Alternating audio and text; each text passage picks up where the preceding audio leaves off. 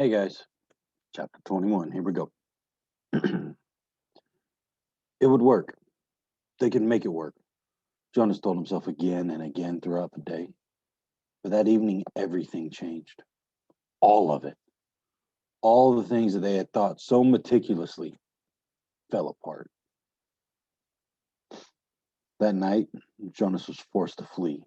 He left his dwelling shortly after the sky became dark and the community still. It was terribly dangerous because some of the work crews were still about, but he moved stealthily and silently, staying in the shadows, making his way past the darkened dwellings in the empty central plaza toward the river. Beyond the plaza, he could see the house of the old, the annex behind it, outlined against the night sky, but he could not stop there. There was no time. Every minute counted now, and every minute must take him further from the community. Now he was on the bridge, hunched over his bicycle, pedaling steadily. He could see the dark, churning water far below. He felt surprisingly no fear, nor any regret at leaving the community behind, but he felt a deep, very deep sadness that he had left his closest friend behind. He knew that in the danger of his escape, he must be absolutely silent. But with his heart and mind, he called back and hoped that with his capacity for hearing beyond, the giver would know that Jonas had said goodbye.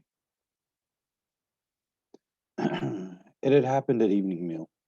The family unit was eating together and Lily chattering away, mother and father making their customary comments and lies, Jonas knew, about the day.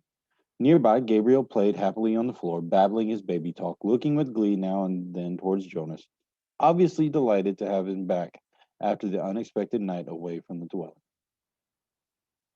Father glanced down at the toddler. Enjoy it, little guy, he said. This is your last night as a visitor. "Oh, what do you mean? Jonas asked him. Father sighed with disappointment. Well, y- you know, he wasn't here when you got home this morning because we had him stay overnight at the nurturing center. It seemed like a good opportunity with you gone to give it a try, and he'd been sleeping so soundly. Didn't it go well? Mother asked sympathetically. Father gave a rueful laugh. That's an understatement. It was a disaster. He cried all night, apparently. The night crew couldn't handle it. They were really frazzled by the time I got to work. Gabe, you naughty thing, Lily said with a scolding little cluck toward the grinning toddler on the floor. So, Father went on, we obviously had to make the decision. Even I voted for Gabriel's release when we met in the meeting this afternoon. Jonas put his fork down and stared at Father. Release? He asked. Father nodded. We certainly gave it our best try, didn't we? Yes, we did, Mother agreed empathetically. Lily nodded in agreement too. Jonas kept working. Jonas worked at keeping his voice absolutely calm. When? He asked. When will he be released?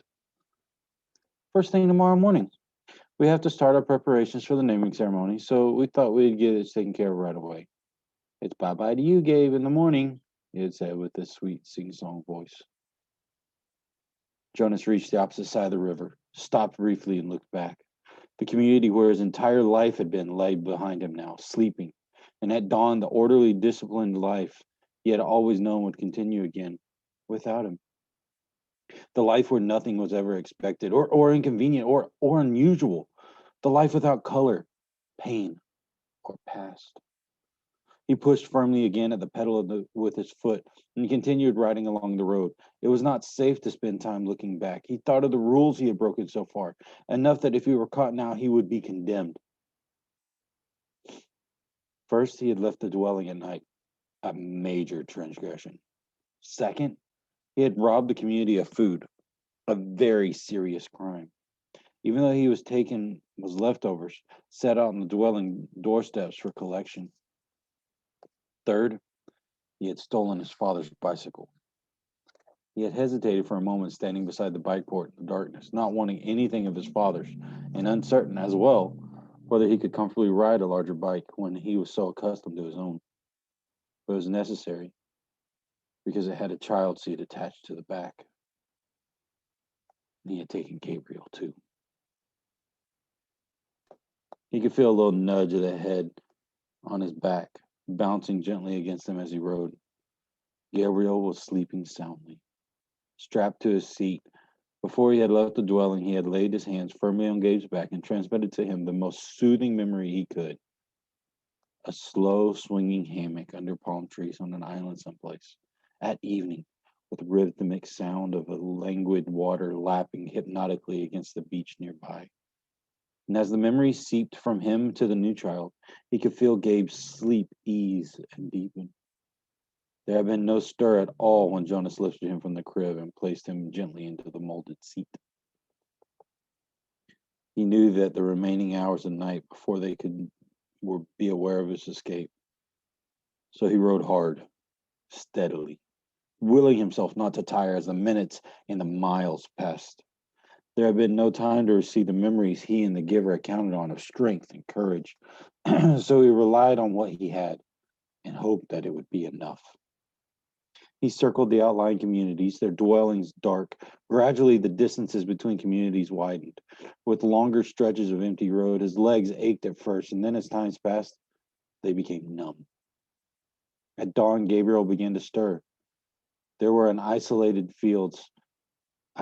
place. Fields on either side of the road were dotted with thickets of trees here and there. He saw a stream and made his way to it across a rutted, bumpy meadow. Gabriel, wide awake now, giggled as the bicycle jolted him up and down. Jonas unstrapped Gabe, lifted him from the bike, and watched him investigate the grass and twigs at the light. And carefully, he hid the bicycle in the thick bushes. Morning meal, Gabe. He unwrapped food and fed them both. Then he filled up a cup that he had brought with water from the stream and held it for Gabriel to drink. He drank thirstily himself as he sat by the stream, watching the new child play. He was exhausted. He knew he must sleep, resting his own muscles and preparing himself for more hours on the bicycle. It would not be safe to travel in daylight. They would be looking for him soon. He found a place deeply hidden in the trees, took the new child there and lay down, holding Gabriel in his arms. Gabe struggled cheerfully as if he were a wrestling game, and the kind that they had played back in the dwelling with tickles and laughter. Sorry, Gabe, Jonas told him. I know it's morning, and I know you just woke up, but we have to sleep now. He cuddled the small boy close to him and rubbed his little back. He murmured to Gabriel soothingly. Then he pressed his hands firmly and transmitted a memory of deep, contented exhaustion. Gabriel's head nodded, and after a moment he fell against Jonas's chest. Together the fugitives slept through the first dangerous day. The most terrifying thing was the plains. By now, days had passed. Jonas no longer knew how many. The journey had become automatic. The sleep by days, hidden in the underbrush and trees, finding of water, careful division of scraps of food, augmented by what he could find in the fields, and the endless miles on the bicycle by night. His leg muscles were taut now. They ached when he settled himself to sleep, but they were stronger, and he stopped now less often to rest. Sometimes he paused and lifted Gabriel down for a brief bit of exercise, running down the road or through the field together in the dark. But as always, when he returned, strapped to the uncomplaining toddler into the seat again and remounted, his legs were ready. So he had enough strength on his own. He had not needed what the giver might have provided, but there had been time. But when the planes came, he wished that he could have received the courage. He knew that they were search planes. They flew so low that they woke him with the noise of their engines, and sometimes, looking out and up fearfully from the hiding places, he could almost see the faces of the searchers. He knew that they could not see the color, and that their flesh, as well as Gabriel's light golden curls, would be no more than smears of gray against the colorless foliage. But he remembered from his science and technology studies at school that search planes used heat-seeking devices, which could identify body warmth and would hone in on two humans huddled in shrubbery. So as always, when he heard the aircraft, he reached to Gabriel and transmitted memories of snow, keeping some for himself, and together they became cold.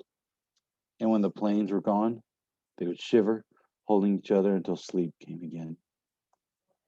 Sometimes urging the memories into Gabriel, Jonas felt that they were more shallow, a little weaker than they had been. It was what he hoped, and what he and the giver had planned, that as he moved away from the community, he would shed the memories and leave them behind for people. But now, when he needed them, when the planes came, he tried hard to cling to what he still had of cold and to use it for their survival. Usually, the aircraft came by day, and when they were hiding, but he was alert at night too, on the road, always listening intently for the sound of engines. Even Gabriel listened and would call out, "Plane, plane," sometimes before Jonas had heard the terrifying noise. When the aircraft searchers came, as they did occasionally during the night as they rode, Jonas sped up to the nearest tree or bush, dropped to the ground, and made himself as Gabriel called. But it was sometimes frighteningly a close call. As he pedaled through the nights, through the isolated landscape now, with communities far behind and no sign of human habitation around him or ahead, he was constantly vigilant, looking for the next nearest hiding place should be the sound of engines come. But the frequency of the planes diminished. They came less often and flew when they did come, less slowly, as if the search had become haphazard and no longer hopeful. Finally, there was an entire day and night when they did not come at all.